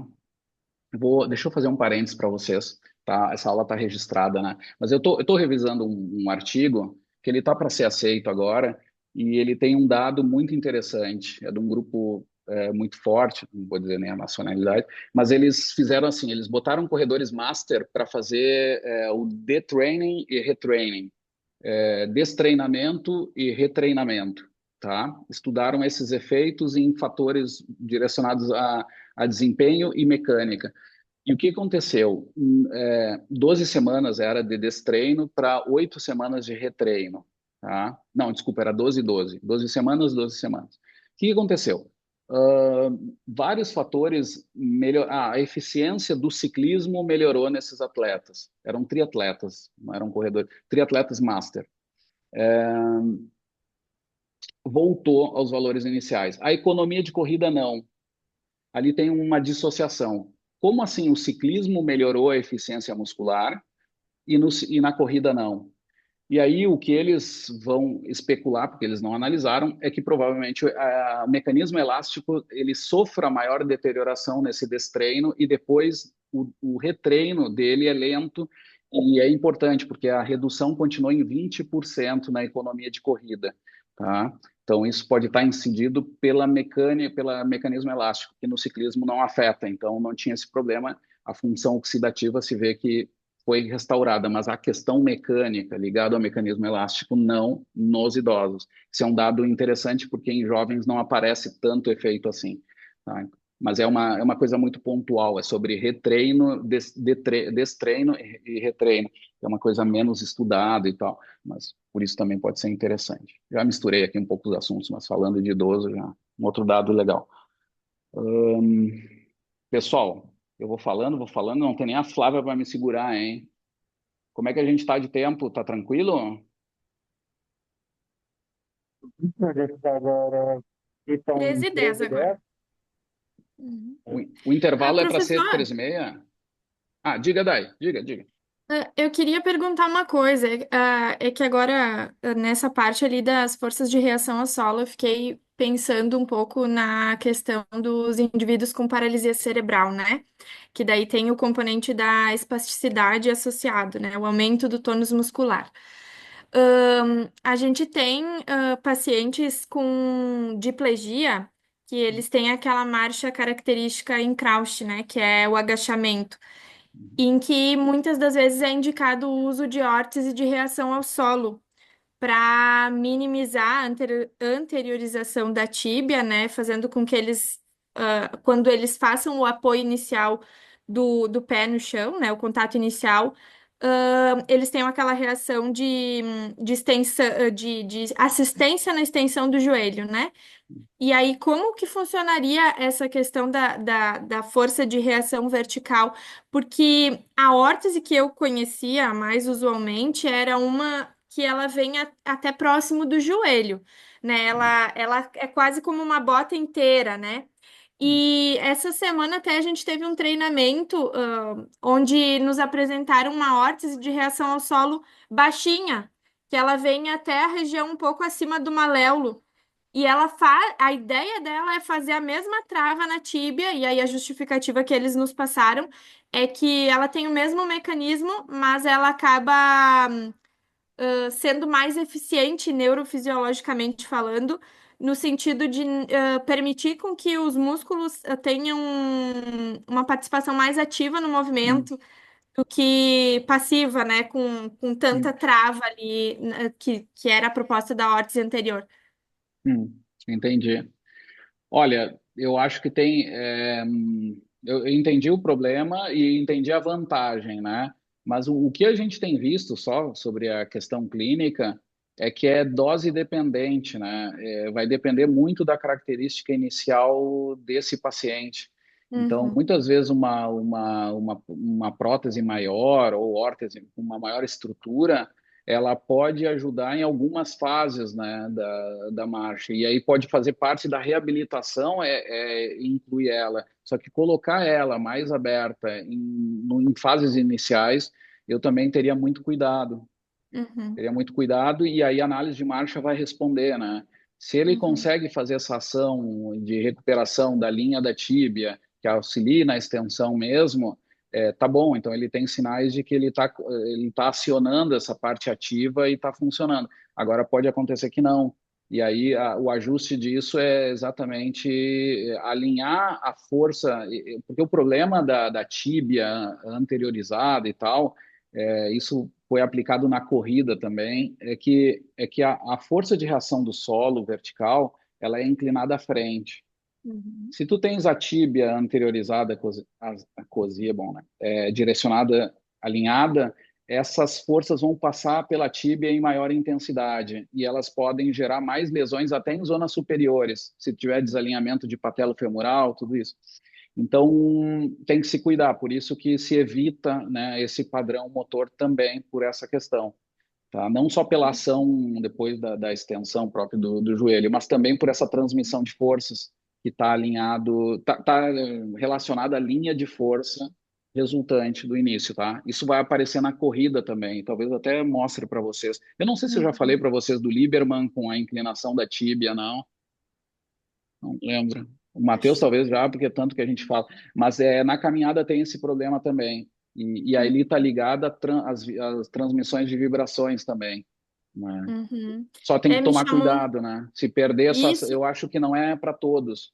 Só acho que tem que ter uma avaliação biomecânica individual para definir essa melhor estratégia, né? Claro, claro, faz Que não, todo que não é sentido, fácil também, né? porque a grande maioria dos pacientes que eu acompanhei que vieram com esse tipo de órtese piorou a marcha ao invés de melhorar. Por isso que eu Hum, fiquei pensando, sabe? São muitos mecanismos associados que não só a hum. anteriorização tibial, no caso, vão afetar o parâmetro da marcha deles, os parâmetros, né, da marcha deles. Entendi. Não, fechou com isso que também é Uhum, da experiência. Tem que tomar cuidado porque tem isso, é minimalista, é uhum, mais. Tudo bem, mas depende, né? Tem fases em que o paciente ele claro. precisa desse auxiliar e isso vai ser funcionalidade, né? A gente tem que, né? Boa, boa mesmo. Muito bem, gente. Ah, mais perguntas? Olhem só, vamos brincar com gráfico agora. Esse é um gráfico clássico, vocês podem ver que é um gráfico velho, né? 87, de um artigo clássico sobre biomecânica da corrida, né? Tridimensional, tá? Porque ele tem fechos, assim, a gente vê força em função do tempo. Esse é a análise bidimensional. Mas se a gente vai para a profundidade do gráfico, a gente vê o efeito da velocidade. O problema é que ele nunca está alinhado, então fica difícil da gente comparar, tá? São gráficos bonitos. Acabou de entrar outro bicho, mas dessa vez não era um zangão, né? Ficou melhor aí. Mas vejam que, por exemplo, aqui não vai ser tão visual, mas aparece, deixa eu ver se tem. Vejam, aparece o pico de impacto e a taxa de aplicação de força. São dois definidores importantes, tá? Que vão aumentando linearmente com o aumento da velocidade de corrida. Tá? Lembrem disso. Outra mensagem prática já, que eu acho que é muito útil. O pico de impacto e a taxa de aplicação de força, eles não são dependentes de treinamento, tá? Se eu treinar, eu coloco um sedentário para correr, e não tenha restrições de movimento, tá? Não, o padrão motor tem que ser meio parecido. E eu boto alguém treinado aerobicamente em corrida. Se eles correrem na mesma velocidade, as forças os picos de impacto e a taxa de aplicação de força vão ser semelhantes. O que vai alterar é como as estruturas internas vão receber essas forças. O segredo está nisso, mas não nas forças externas, tá? Lembrem disso. As forças externas é um dado que não tem jeito. Eu vou mostrar para vocês que muda muito essas forças se eu mudar o tipo de apoio, aí é outra coisa. Mas se eu uso o mesmo tipo de apoio, essas forças elas não são treináveis, né? O que vai ser treinável é como o meu organismo recebe essas forças. E é esse que é um grande desafio assim da corrida, tá? A corrida, eu não sei se vocês lembram que eu falei de eficiência. Nós temos duas grandes eficiências no nosso corpo. Nós temos a eficiência muscular e nós temos a eficiência de transmissão, que é mais biomecânica. Como a gente transfere aquelas forças do músculo para o ambiente, né? Na corrida, o grande problema, assim, se a gente fosse tratar em termos fisiomecânicos da lesão, é que o corredor, conforme vai treinando, e se não bem orientado, ele tende a limitar as velocidades dele pela adaptação da eficiência muscular ou central, cardiovascular. Ele sente o seguinte: olha, como era o meu problema em grupos de corrida iniciais, né? O corredor, o aluno quer correr, né? E aí tu tem uma programação que tem caminhadas e corridas, e se tu deixar livre, o cara quase sempre começa a correr antes do que ele deveria.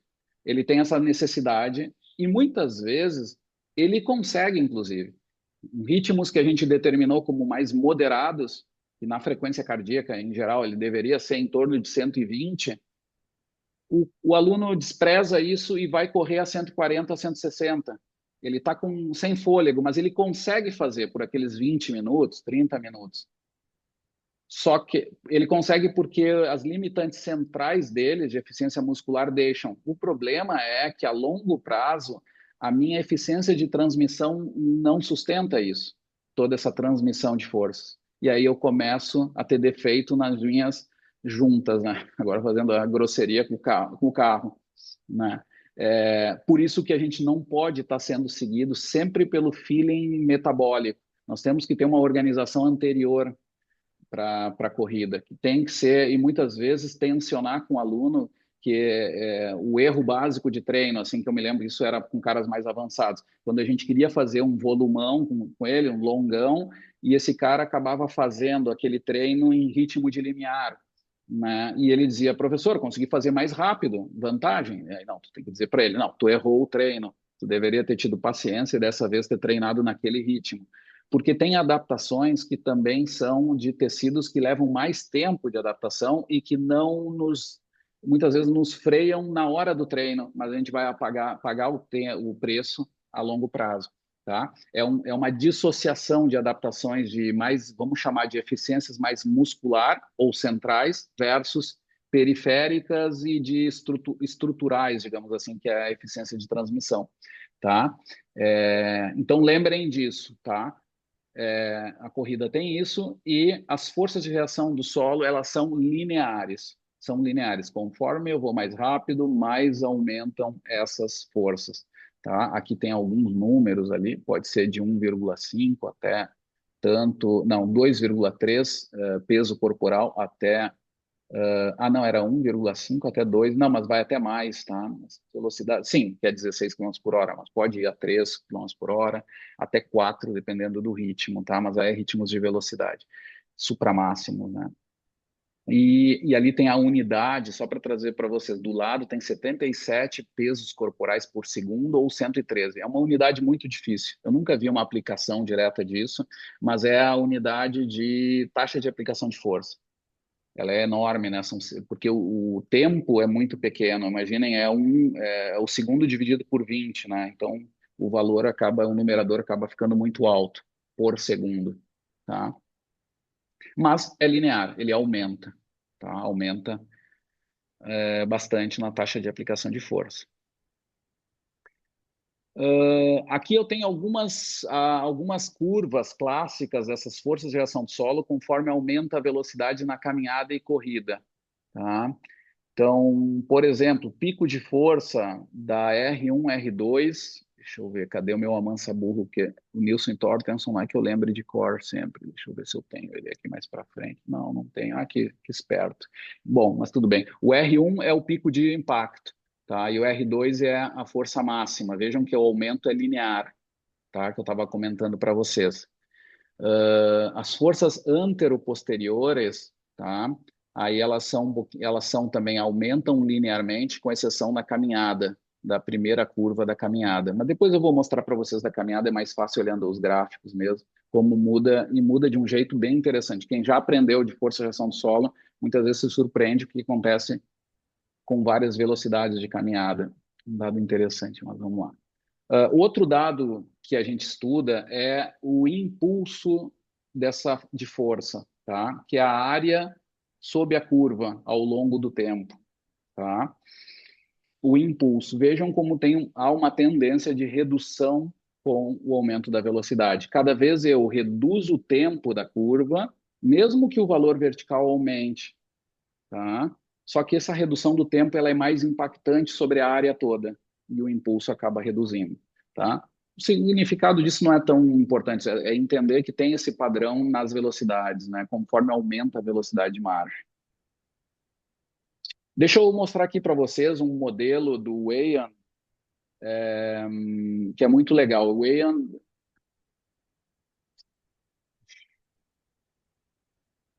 vocês estão me ouvindo? Uhum. João, tá me ouvindo? Sim. Tá. Que eu mutei aqui porque tá o Clark lá, que é o aluno do Weyand, gritando nos meus ouvidos aqui. Não sei se estavam para vocês, ou só para mim. Mas isso aqui é a curva de força do sprint, tá? Esse aqui é um ritmo de corrida de longa distância, na verdade. Forte, mas é longa distância. Vejam a curva, aquela que a gente já viu em aula. Vai aparecer ali um primeiro pico de impacto ao longo do passo, o segunda curva ativa, tá? Clássico com o rear foot striker, embora seja muito rápido, mas é um clássico corredor de retropé, digamos assim. Vejam que a curva de sprint para curva de distância é bem diferente. Desaparece aquele primeiro pico. Agora, o que ele vai mostrar é que a geração dessas forças tem relação com ações musculares bem específicas. Vejam aqui, primeiro em vermelho é uma região tibial, da massa relacionada ali mais proximal, tá? E depois a parte verde está relacionada à extensão de quadril, tá? E aqui já está delineada a curva em vermelho, mostra essa ação mais tibial, que tem mais a ver com o ataque frontal do pé no solo. Tá? E depois tem a segunda fase aqui, que é mais ligada à ação de extensores do quadril potente, que acontece em alta velocidade. Quando eu somo esses dois compartimentos, eu tenho a curva total do sprint. Vejam, em vermelho e em verde. Vermelho, tibial, em verde, quadril, extensores de quadril. Aqui eles testaram esse modelo contra valores medidos, tá? E viram que davam boa relação. Embora algumas vezes se altere ali, mas eles confirmaram que o modelo é muito validado, é muito interessante. Isso nos mostra que nós temos ações específicas em alta velocidade, tá? Que é relacionada a essa ação de tibial e flexores plantares, especialmente no início do contato e em sequência os extensores de quadril. Deixa eu ver aqui se eu consigo rodar isso aqui. Deixa eu ver. Esse aqui é uma curva, então, de sprint potente. Vejam as forças anteroposteriores aqui. Tá? A curva muda um pouco de cara, mas uma clássica é essa primeira, tá? Essa segunda, de novo, tem dois picos, mas mostra de novo essa ação potente. Vejam como desaparece o primeiro pico de impacto, né? E de novo vem uma curva clássica aqui de uma onda só no sprint. Eu vou, nas próximas, deixa eu ver se é nessas figuras que eu vou mostrar para vocês. Bom, já respondi essa questão. A melhor determinante de lesão das forças externas é a taxa de aplicação de força, tá? Na fase linear da curva. Mas deixa eu ver se eu tenho aqui do idoso. Deixa eu ir lá para o sprint, para o assunto não ficar quebrado aqui, porque eu faço umas linhas de raciocínio que na hora tinha sentido, depois eu vou mudando, e aí às vezes eu mudo a minha linha de raciocínio, infelizmente. É problema desse professor meio louco, né? Vamos ver. Aqui tem uma curva de. Vejam que, olha só, nesse gráfico aqui, eu tenho as curvas de força e reação do solo na corrida aumentando a velocidade, tá? Deixa eu abrir aqui um pouquinho, que a gente vai visualizar melhor. Tá? Então, aqui não aparece bem um pico, mas essas curvas menores aqui são velocidades mais baixas, 11 quilômetros por hora, quase 12 quilômetros por hora, tá? Até velocidades de 25 quilômetros por hora, que já são considerados sprints, tá? Embora que para atleta de alto nível não seja, mas vejam como a curva fica de um pico só. Aqui tem algum pico, depende ainda da técnica, mas vejam que o que acontece com a curva? Eu aumento os picos de impacto, a taxa de aplicação de força é pouca diferença, tá? Mas aumenta, isso não é pouco.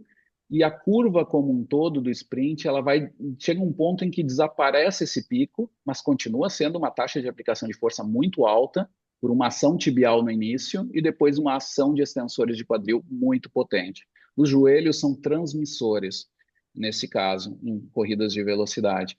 E outra característica, o tempo de apoio vai reduzindo conforme aumenta a velocidade. Eles vão, tá, afinando. E a mesma coisa vai acontecer nas forças horizontais. E aqui tem um exemplo só para notar como as forças médio-laterais são pequenas. Vejam que enquanto os valores aqui são em newtons, entre 1.500, 2.000 newtons, vejam que os valores aqui chegam a mais ou menos 400 newtons no pico, na anteroposterior ou horizontal, e na lateral ou médio lateral chega a menos de 100. É baixíssimo.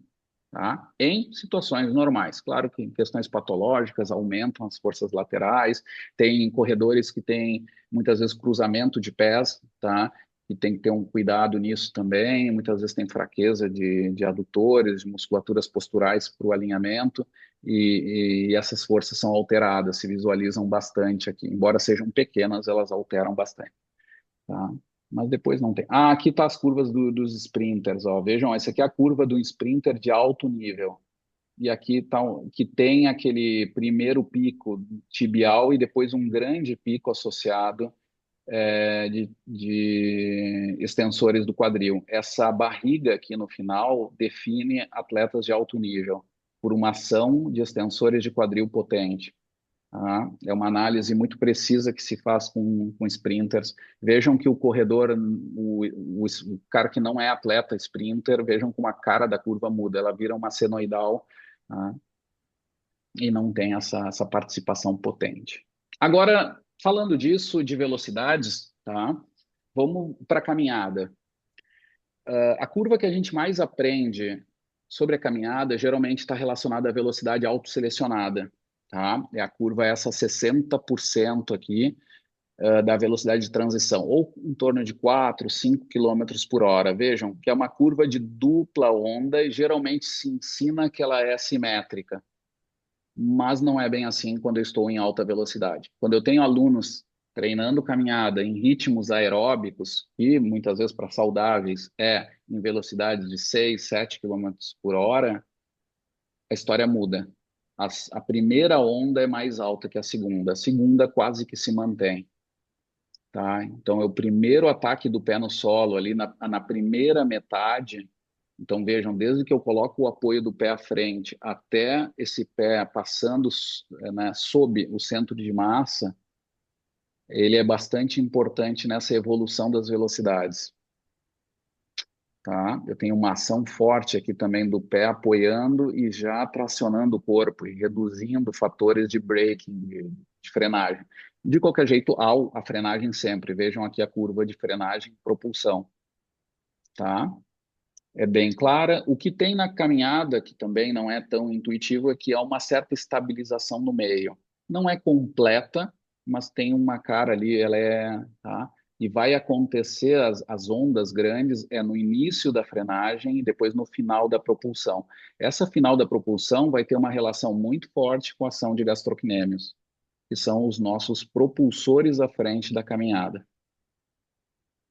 Isso está bem estabelecido. É um dos poucos músculos que tem seu papel, que é super determinista, mas nesse caso, tá?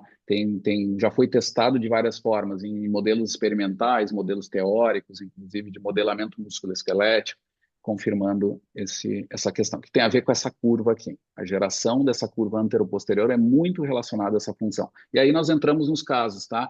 Quando se tem o pé apoiado, como o João perguntava, com alguma restrição de movimento, quando tu tens uma prótese que não faz tu fazer o trabalho de flexão plantar, ou seja, teu gastrocnêmio não funciona, né? Quando tu tens o Parkinson, que tem muita espasticidade e também tem rigidez e não executa essa flexão plantar no final, essa fase de propulsão aqui é reduzida. Tudo isso impacta numa caminhada com muito menor mobilidade.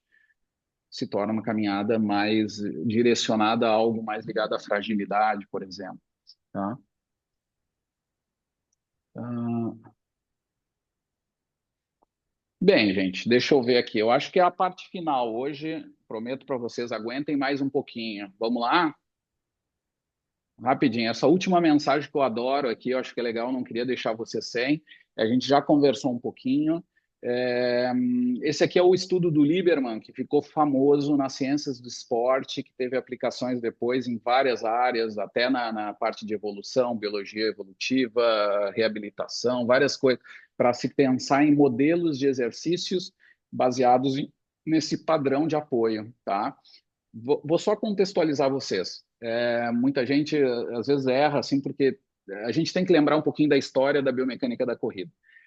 Nos anos 70, início dos anos 80, o Peter Kavanagh, que é um dos grandes biomecânicos da corrida de distância, já havia determinado que 25% de corredores, sejam eles recreacionais ou de alto nível, mesmo em velocidades mais baixas de corrida, já eram corredores de antepé, tá? Ou front foot strikers. Tá? Corredores de médio pé também, era um nível por ali que envolvia os 25%, esse grupo. Ou seja, e só não. O resto, 75%, eram corredores de calcanhar, ou corredores de retropé, ou os rear foot strikers. Tá? Ou seja, não é novo que alguns corredores já corriam em ponta de pé. Isso não é novo. Dependia muito da técnica individual. Tá?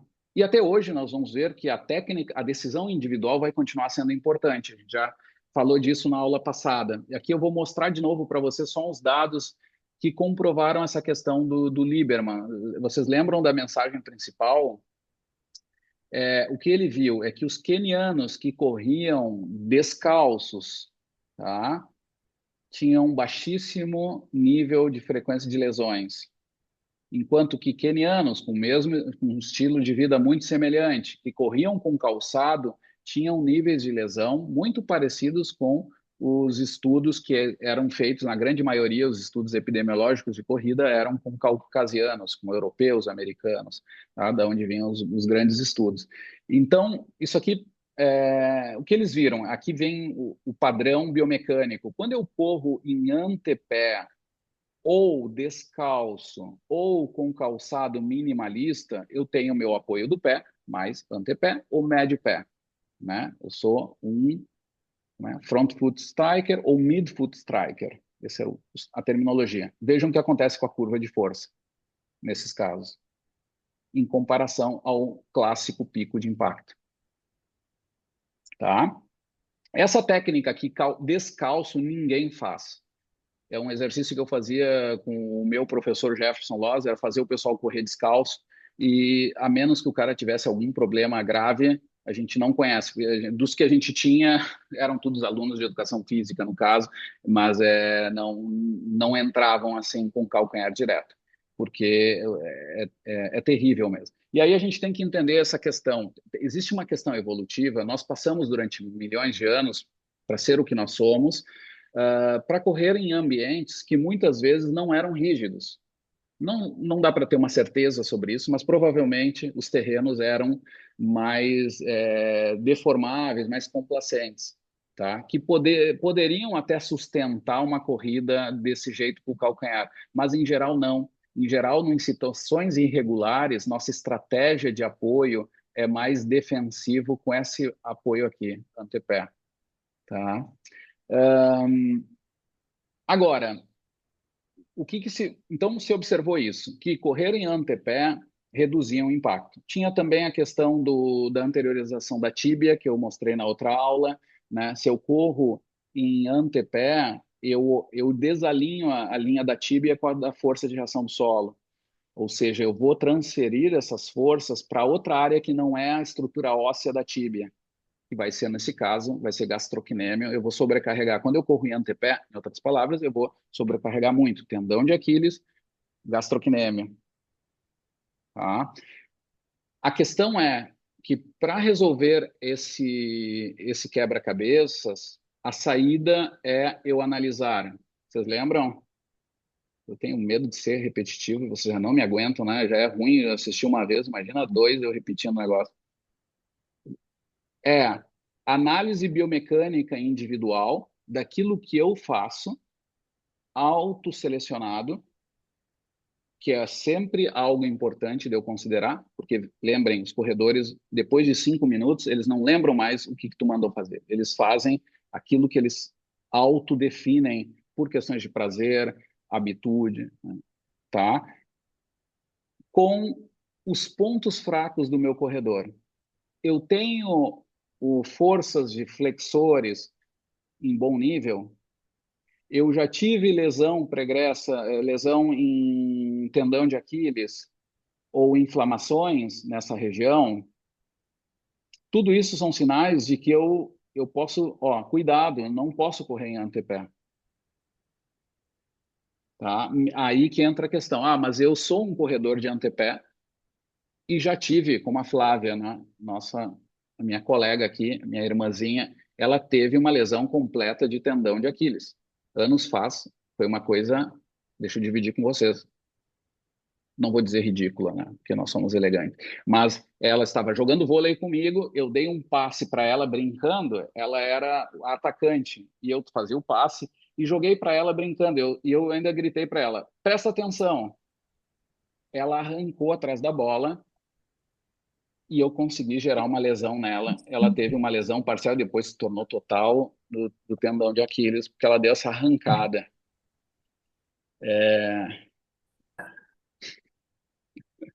Apareceu ela Bom, já.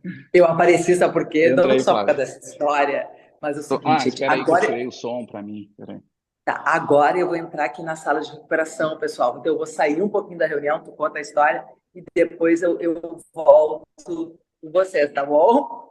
Rompi o tendão de Aquiles. Depois eu conto o resto da história, tá? Tá conta também. Valeu, Tá. pessoal. Bom, aí nesse caso, vejam só, o histórico de lesões da pessoa vai ser importante para definir o que nós vamos fazer com essa pessoa, tá? Até pensar em mudar a técnica. Mas quando chegamos a esse ponto é porque tem vários elementos que nos levam a isso, que são esses pontos fracos, desequilíbrios musculares, como é o nível de força dela anterior e posterior. Isso vai estar relacionado a essa linha de forças que a gente comentou. Então, a decisão é cuidadosa. E outra também é ver como ele responde a essa nova técnica. Porque eu vou comentar para vocês, foram até poucos assim do que a gente via, mas eu tive corredores que tinham facilidade para trocar. Também há isso, mas eu diria que é uma exceção. A maioria tende a correr do jeito que faz, né? E alterar isso é um exercício de reeducação postural importante. Aí eu tenho que aumentar, por exemplo, níveis de treinamento proprioceptivo. Eu tenho que trabalhar com ele com variações de posição, eu tenho que dar estímulos para o meu sistema proprioceptivo para que ele se adapte, porque é isso que é o treino proprioceptivo, né? O pessoal do atletismo faz há muitos anos isso, em caixas de areia, em mudanças de pista. Inclusive, há vários anos criaram as pistas de propriocepção. Tá? Isso foi feito até em times de futebol. Não sei se vocês são muito jovens, né? Mas na época do Atlético Paranaense, existiam ali pessoal da educação física no meio, nos anos dourados deles. Foi aqueles anos em que eles ganharam várias coisas, porque eles colocaram a ciência do esporte ali. Uma das coisas que eles tinham era a pista de propriocepção, que era de uma experiência do pessoal do atletismo. Tá? E o que eles faziam com os atletas? Era modificar constantemente o tipo de terreno, dar desafios para o sistema, para que o sistema proprioceptivo tivesse que se adaptar rapidamente e esperar isso, uma adaptação, porque não é exatamente uma carga, né? Tu dá as condições, as restrições de tarefa para fazer com que esse sistema seja colocado em desafio, digamos assim, e dessa forma seja treinado, digamos. Tá? Mas é um desafio essas estratégias, tá? Super interessantes. Existem também adaptações, intervenções que nós podemos fazer sobre o tipo de produção de força mesmo. Existem treinamentos hoje que nós sabemos que são específicos para a parte de tendão. Tem os colegas lá do grupo, por exemplo, ali da URGS, com o Jean Jeremia, um amigo pessoal de muitos anos, que há anos ele trabalha com essas, que tipos de cargas que eu gero mais estímulos de adaptação em situações de isometria. Quais são as situações essas que são específicas à situação ativa ou funcional? Né? Muitas vezes não é, muitas vezes são treinos de base que eu preciso ter de base para chegar na fase específica. Para eu chegar para o treinamento locomotor, agora olhando para a Daiane, que é uma... Né, muitas vezes o treinamento locomotor, ele é específico já pelo nome, né?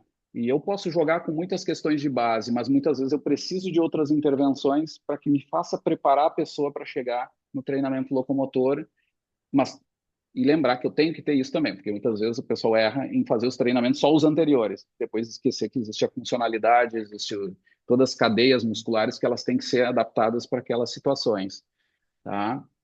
Então, assim, as possibilidades vão depender também de como as adaptações vão acontecer. Não só do perfil do aluno, do atleta, dos pontos fracos, fortes, que são lesões, históricos, desequilíbrios musculares, testes de equilíbrio, propriocepção, mas também como ele vai responder a essas situações. E então não é simples. Precisa ter profissional pensando sobre isso para fazer esse ajuste e essa decisão ali, né? E a biomecânica vai ser fundamental, porque ela vai me dar o dado do que eu estou fazendo, porque não adianta só no olho, né? No olho eu não vou ter certeza também do que está acontecendo. Eu vou ter até um certo ponto, mas é sempre limitado. Tá? Por exemplo, para eu avaliar a técnica, eu preciso ter só uma câmera. Hoje, as câmeras de altas celulares, aquelas que registram um pouquinho a partir de 60, a maioria registra 30, né? Para a gente pegar os 25, 30, os Android mais antigos, mas a maioria já dos celulares já fazem acima disso. Eu consigo ter uma análise do tipo de apoio ou tipo de pisada só pelo uso da câmera, só pelo apoio do pé na hora do contato. Tá? Eu consigo já ter algumas informações. Tá, e chega, gente. Essa brincadeira dos outros tipos de locomoção eu deixo para a próxima aula. Dúvidas?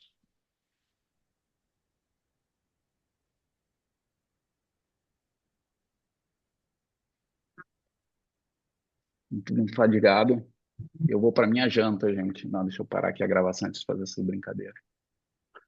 Um vídeo recente que não sei se você chegou a ver também, que tinha viralizado do corredor, em que acho que era na fase final da prova dele, dava para ver perfeitamente que o padrão da corrida dele ele fazia uma inversão gigantesca, assim, cara. Ele corria no pé e fazia uma inversão.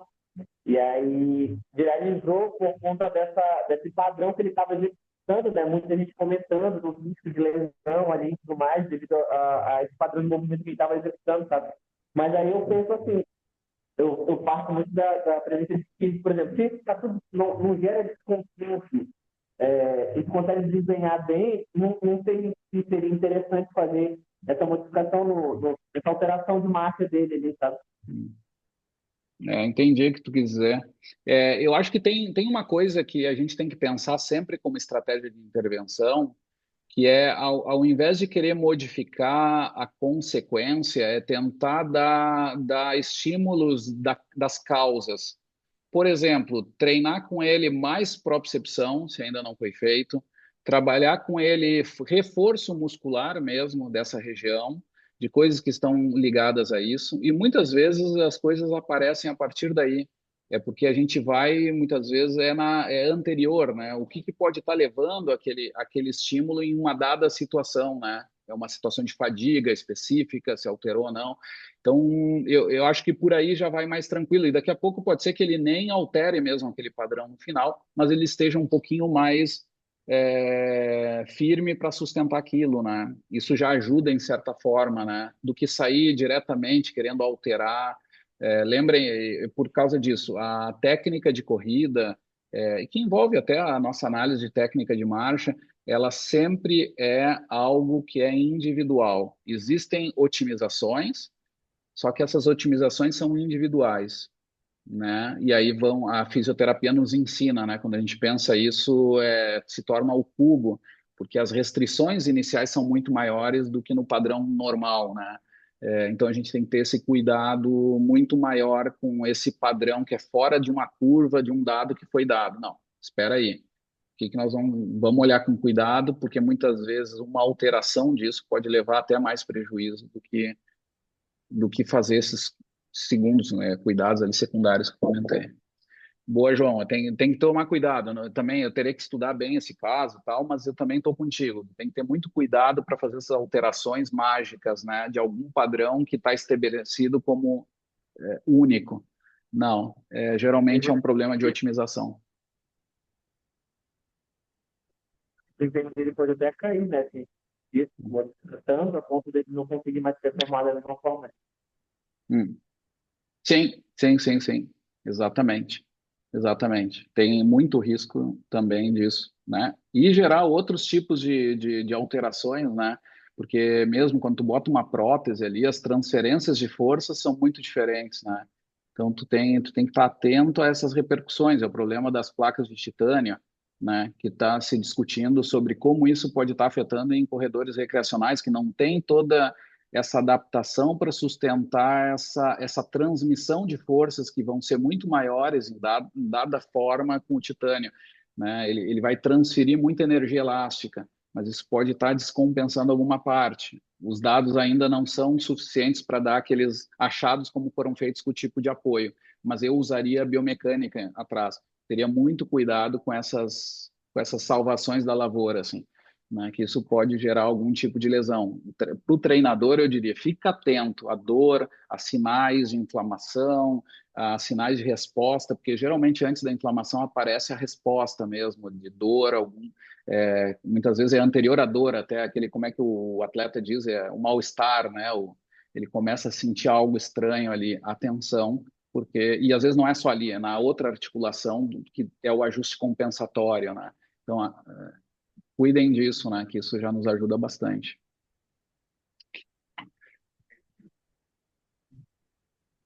Pessoal, estava pensando aqui, né? Sem a Flávia agora, como é que vocês vão ficar? Deixa eu tirar aqui o. Então,